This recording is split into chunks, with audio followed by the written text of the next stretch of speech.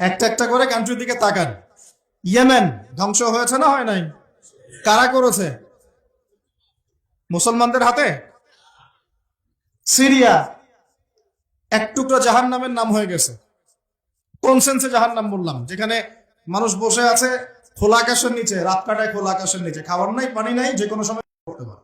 Yemen, Syria, Palestine, Lebanon, Iraq.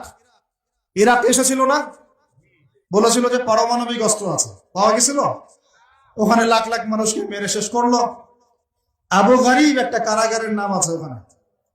ওখানে যেভাবে নির্যাতন করা হয় সেটা হচ্ছে এই দুনিয়ার জাহিম।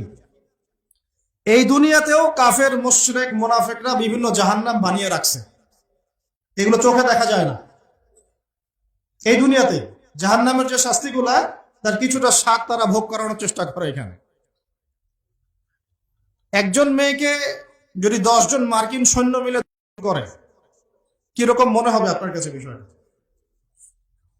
এবং সেই বোন যদি আমাদের কোন মুসলিম বোন হয়, কি করতে চাচ্ছেন আপনারা? এই মোবাইলে ভিডিও করে আর সেলফি তুলে আর শোডাউন করে কি প্রমাণ করতে চাচ্ছেন?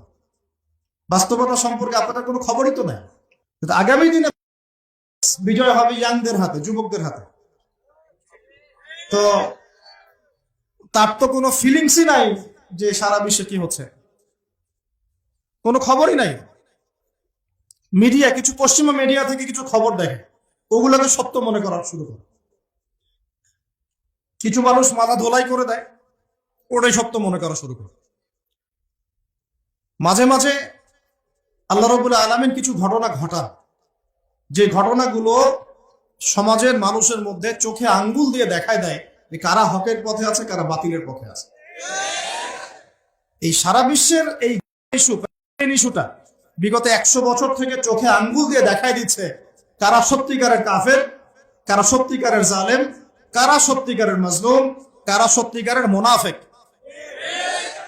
এখনো যদি আপনার চিনতে বাকি থাকে বা আপনি ব্যর্থ হন, তাহলে আপনার জন্য আমার নসিহত, আপনি প্রত্যেক জুমায় সূরা কাহাফ পড়েন।